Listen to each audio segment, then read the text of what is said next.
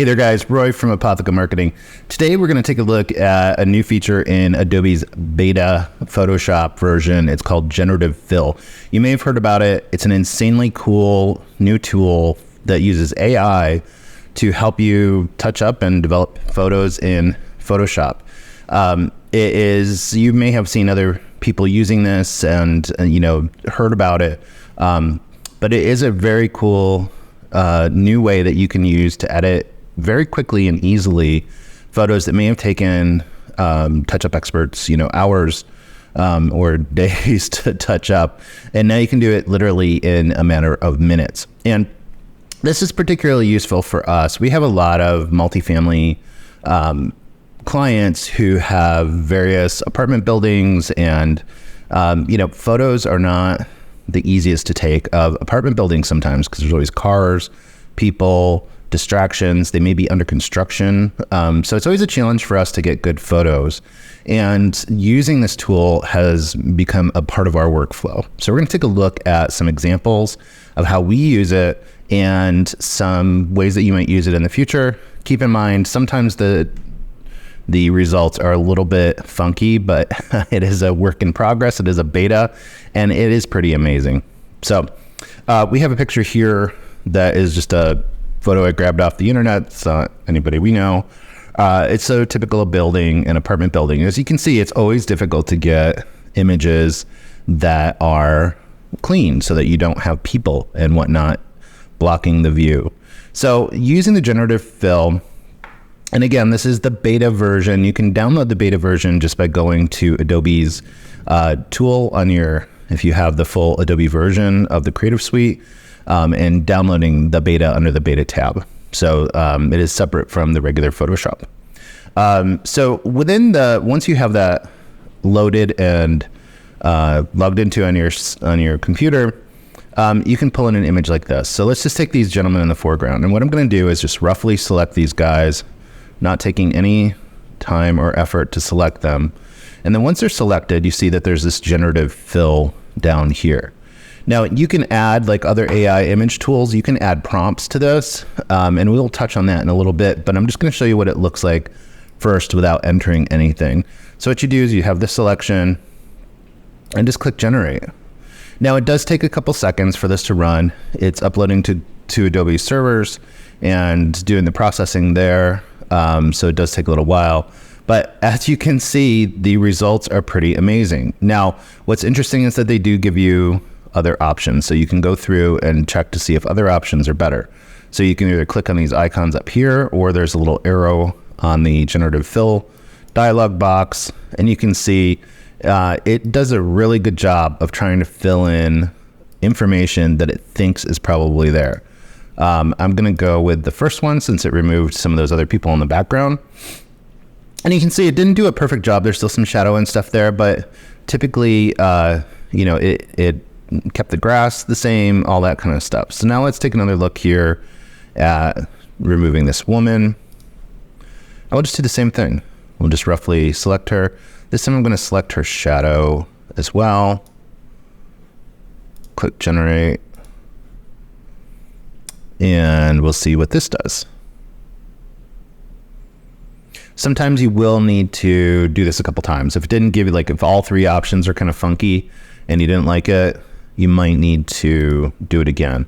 But what's interesting, in here, you can see it's trying to maintain some of the shadows. It sees some architectural stuff, so it's trying to maintain shadows that it thinks might be there.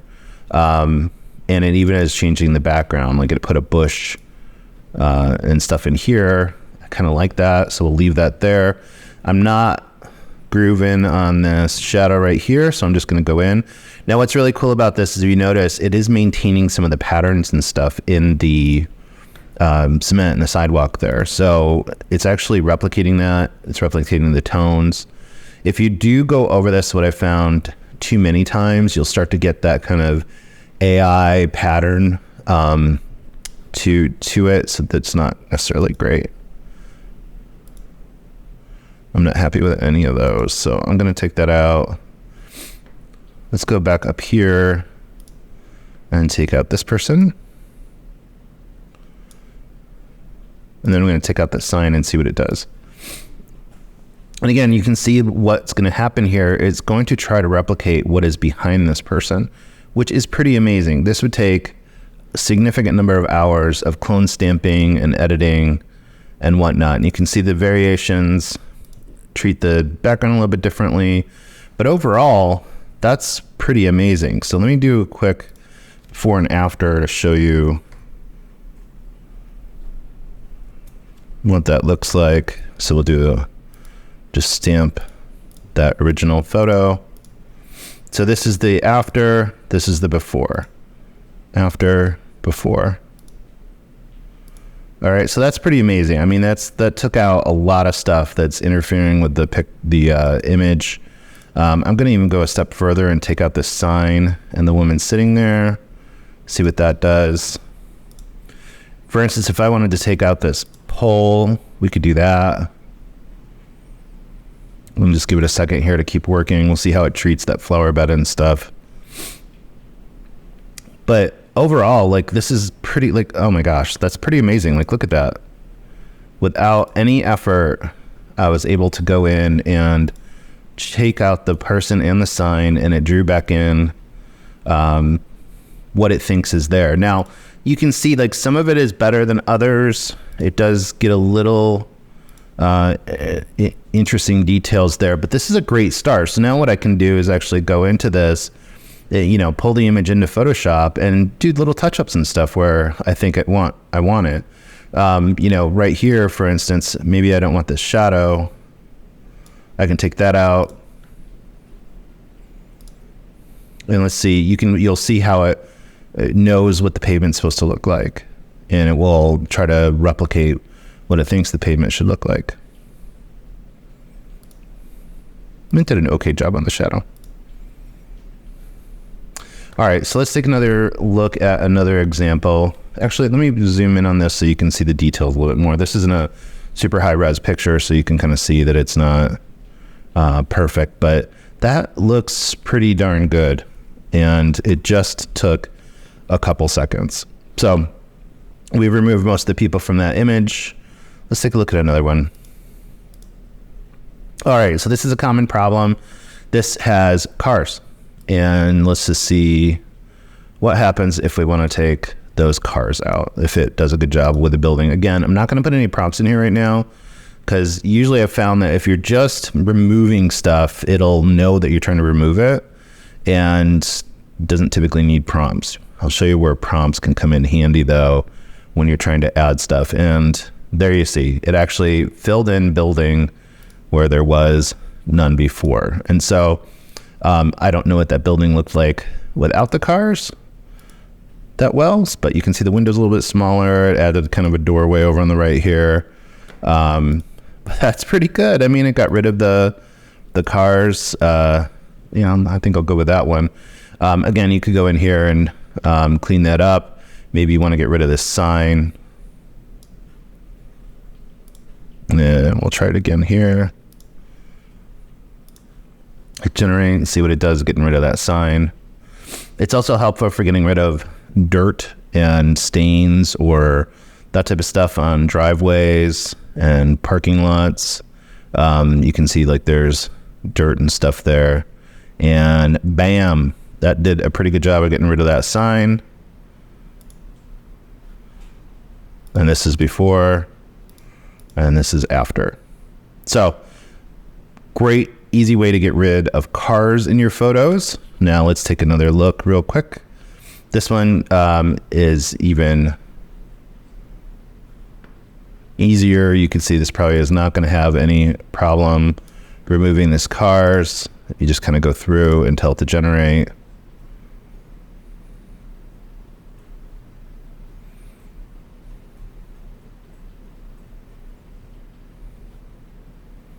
And that removed that pretty easily. Let's get rid of this dark spot.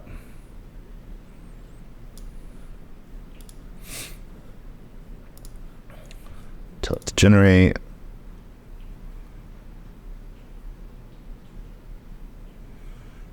We'll see what it does with that red stripe. That might get a little funky there, but we'll have to see what that looks like. And again, it does take a little while to generate. Sometimes depends on your internet speed. That's pretty good. We got rid of the words on it, but that's not too bad. I can go with that one. But we could go in and continue to refining if we wanted to. Now here's an interesting one that I've experimented with. Let's select this dirt over here. This looks like it's under construction or something. I'm going to tell it a prompt. We're going to say add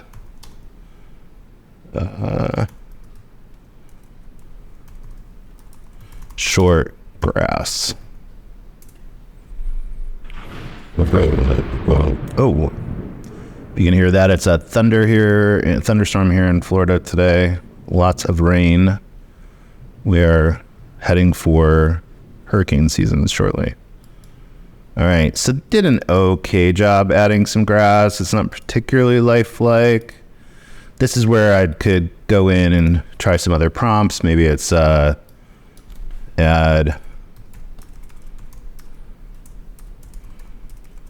if I could type short mown grass. And then again, this is where you just have to experiment with the prompts, try several different prompts. You can also just use the previous prompt that you had and ask it to generate it again, and it'll give you different examples. That one's not bad. That gives me something to work with. That one's not quite what I was looking for. That one's not too bad. I could go in and tone that down a bit. And that's the other thing you could do is you can actually decrease the opacity, like other things in Photoshop, so that you can kind of play with that. I could go in and clean that up in Photoshop afterwards, but you know, adds grass to an unattractive area.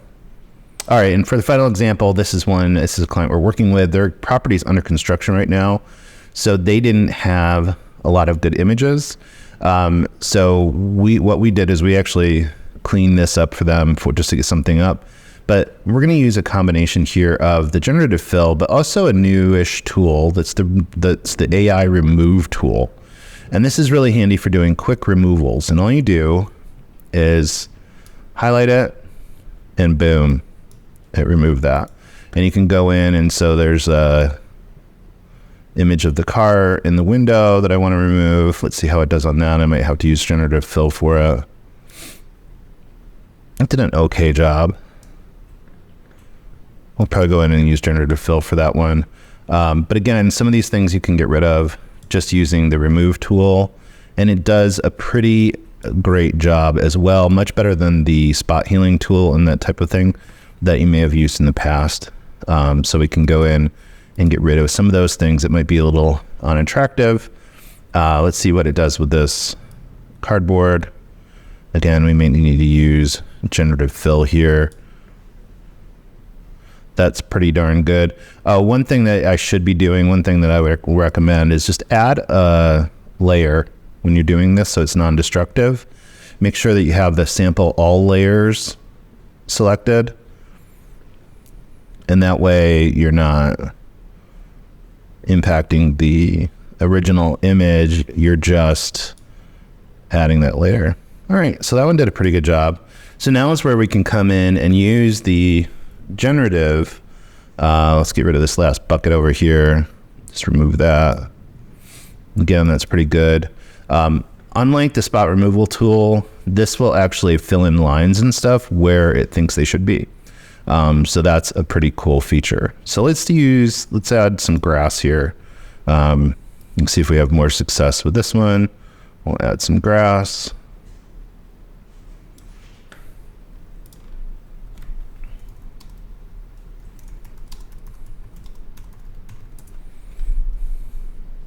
And let that generate.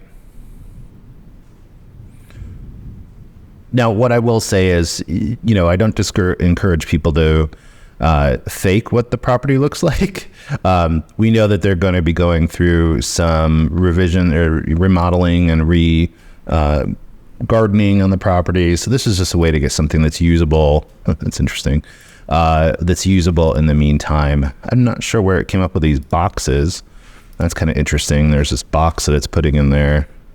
So I don't think that's an instance where we'll use those, but let's just hit it again. We'll try it again and do generate again. Let that generate.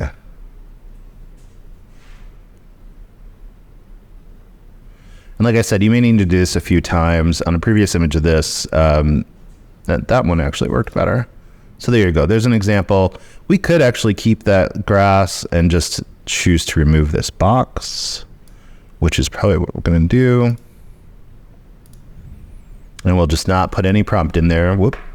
Put any prompt in there and just tell it to remove that. And we'll see how that does.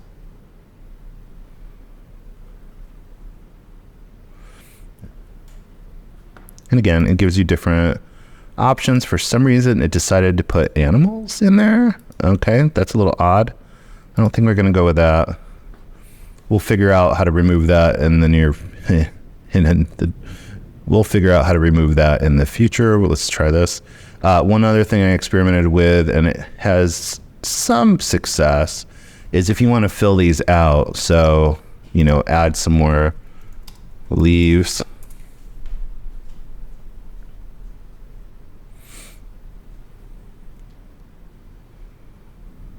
And we'll let that keep working. And that was not particularly successful. So you can see it's something you need to play with. It's sometimes a little literal. You can add, let's say we want to add some mulch here.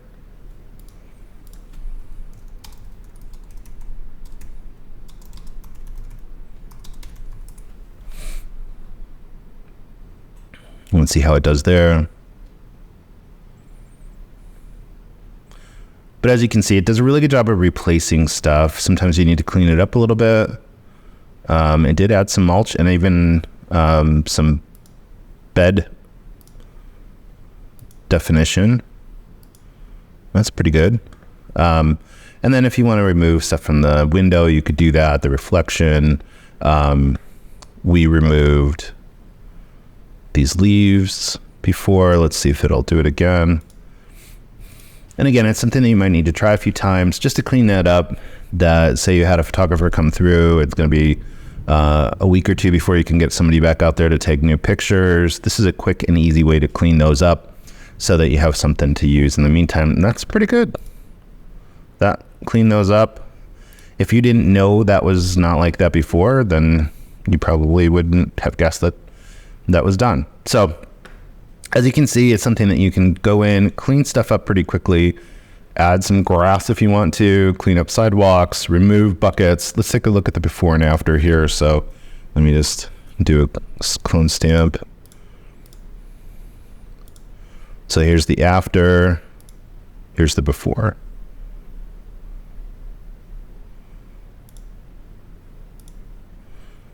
Before and after. Okay. So not too bad. Let's look at the detail of it though. Go in a little bit and look at the detail. You can see there's a few areas where you might want to clean up. It did put in pretty realistic grass. Again, you could go in with the clone stamp tool again, or like I said, you can use that the new remove tool, which is also AI generated, and get rid of areas that maybe are off color or that you want to clean up a little bit. Some edges that you want to clean up. If there's stuff on the sidewalk, it will know the pattern of the sidewalk and replicate it. So say we want to get rid of this construction debris over here. Does a pretty darn good job doing that. Hide some stuff in the bushes. Let's see if it'll add leaves. And add some leaves to it. Again, not perfect, but for something quick that's going on the web, that people aren't necessarily going to be looking at it super close up, you can go in and make these adjustments and it will very quickly clean those up for you. So that's a quick look. Again, this is in the beta version, so it is a little buggy sometimes. It doesn't always have perfectly good, renderings when you do give it prompts and stuff like that. You just have to experiment with the prompts. It is also a way that you can stage some stuff in your interior photos. So let's take a look at that real quick. Let me pull up a sample interior photo. Let's just grab something real quick here. All right, so this is not a super high resolution photo by any means, but Obviously we could remove stuff from this, but for instance, say we wanted to add painting on this wall. So for whatever reason, say we wanted to add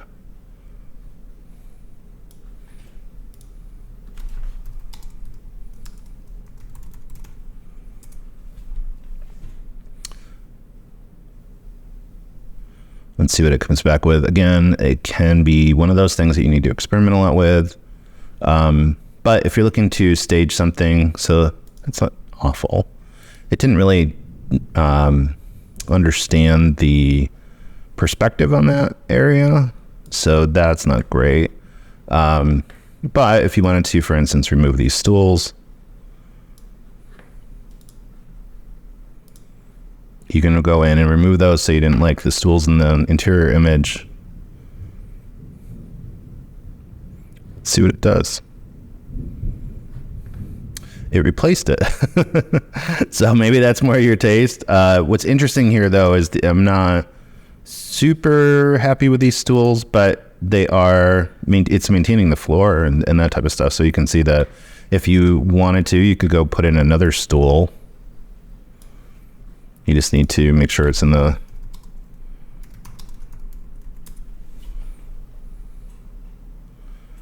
right size. Otherwise, whatever you select here is what it's going to try to fit. So I may have not made that big enough area. I probably should have made it larger. But you can see that's actually a pretty realistic stool that also maintains the floor. So like something like that actually looks very similar to what is already there. So if you want to add furniture, you can do that. If you wanted to take stuff off the counter, you could do that. Let's go in and remove these bottles, for instance. Say we didn't want those there. Let's just go like that. Generative fill. I'm not going to give it a prompt. I'm just going to do a fill. And it's processing. So that did a pretty good job removing those. And it fills in the background around them. But again, you can see here that in a pinch, if you needed to stage something just quickly, you could add furniture to it. You could add paintings. You can even add sofas and tables and that kind of stuff. And it will do an okay job. And you may need to experiment with prompts and try the different versions that it gives you. But again, you could hire a service for this, but if you need to turn an image around very quickly, you can do it very, very easily and very quickly. Now we've started using the remove tool and the generative replace tool a lot with people too. So it's great for, editing pictures of people. It's great for, removing blemishes, that kind of stuff. I didn't have done some experiments with, it can add hair or glasses or even different clothes. So it's very, very useful. If you haven't tried it out, I encourage you to do so. Again, for our multifamily clients, this is speeding up our time to get sites launched and just clean up the pictures that maybe, they don't want to have to send out another photographer. This is perfect for that. So go download the beta version of Photoshop today. Try your generative fill and the new remove tool, and let me know what you think. If this is helpful, let us know. Give us a like and please subscribe. That's always helpful for us too. And we'll be doing more of this content in the future, and we hope to see you. Have a great one. Thanks.